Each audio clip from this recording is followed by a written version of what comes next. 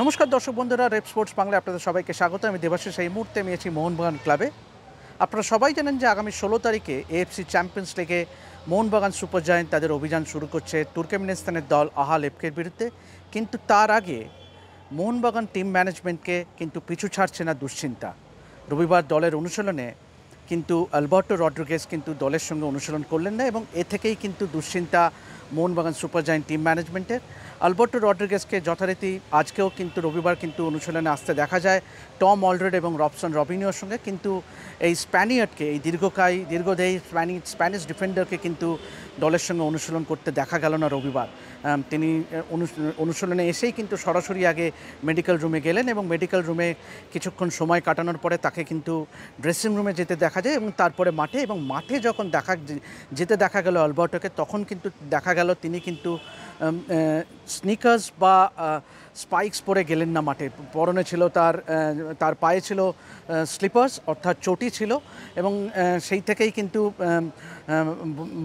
অনুমান করা যায় যে তিনি আজকে দলের সঙ্গে অনুশীলন করেন না। যা আপনারা সবাই জানেন যে মোহনবাগান অনুশীলন যথারীতি ক্লোজ ডোর হয় এবং সেই জন্যই কিন্তু বিশদে কিন্তু আপনাদের সামনে আমরা সেই তথ্য শেয়ার করতে পারি না। কিন্তু যেটুকুনি আমরা যা শুনলাম সেটা হলো যে আজকে আলবার্টো রড্রিগেজ কিন্তু দলের সঙ্গে অনুশীলন করলেন না এবং অনুশীলন শেষেও যখন তিনি বেরিয়ে এলেন তার পায়ে ছিল স্লিপার্স। অর্থাৎ পরিষ্কার যে আলবার্টো রড্রিগেজকে নিয়ে কিন্তু নতুন করে দুশ্চিন্তার কালো মেঘ। অবশ্যই আপনারা জানেন যে ইতিমধ্যেই কিন্তু বেশ কিছু ফুটবলার তাদের চোট ছিল, তারা কিন্তু ক্রমশ রিকভার করছে, রিহ্যাবের মধ্যে দিয়ে যাচ্ছে, যেমন অনুরুদ্ধ থাপা, জেমি ম্যাকলারেন, সালাউদ্দিন আদনান।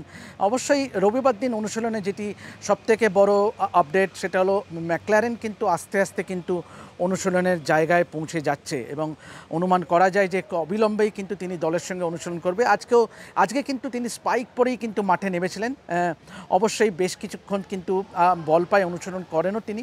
তবে দলের সঙ্গে পুরোদস্তুর অনুশীলন করতে হয়তো আর একদিন দুদিন লাগবে। আপনারা জানেন যে 10 তারিখে এফসি গোয়ার বিরুদ্ধে প্র্যাকটিস ম্যাচ আছে কিশোর ভারতী স্টেডিয়ামে। সেই ম্যাচে হয়তো অনুরুদ্ধ থাপা, ম্যাকলারেনকে বাদ দিয়েই কিন্তু দল নামাবেন হোসে মলিনা। কিন্তু বাদবাকি যদি দলের ওভারঅল ফিটনেস বলেন, কিন্তু বাকি দল কিন্তু বেশ ফিট।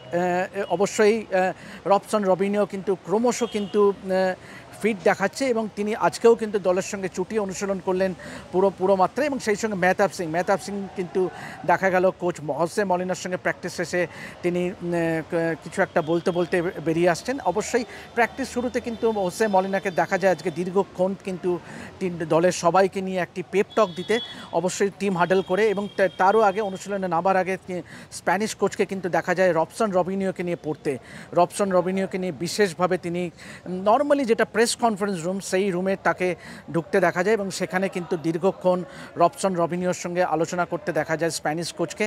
অবশ্যই বার্তাটা পরিষ্কার যে তাকে তৈরি রাখছেন কোচ মলিনা এবং অবশ্যই ইট উইল বি ইন্টারেস্টিং যে তাকে কোন জায়গায় খেলায় মোহনবাগান কোচ। আপনারা সবাই জানেন যে রবসন রবিনিও অবশ্যই নাম্বার 10 হিসেবেও খেলতে পারে, আবার দুটো উইংয়েও খেলতে পারে, বিশেষ করে লেফট উইংয়ে। কিন্তু লিস্টেন কোলাসো যেহেতু আছে, সুতরাং ইট উইল বি ইন্টারেস্টিং যে রবসন রবিনিওকে কি নাম্বার 10 হিসেবে খেলায় কোচ মলিনা, যেটা গত মরশুমে যে রোলটা গ্রেগ স্টুয়ার্ট প্লে করেছে।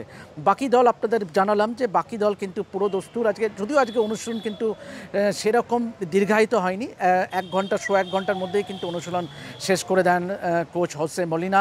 তবে ডেফিনেটলি আলবার্টো রড্রিগেজের চোট কিন্তু ডেফিনেটলি দুশ্চিন্তায় রাখবে মোহনবাগান টিম ম্যানেজমেন্টকে। আমরা আশা করব, মোহনবাগান টিম ম্যানেজমেন্ট আশা করবেই যে আলবার্টো রড্রিগেজের চোটটা সিরিয়াস নয়।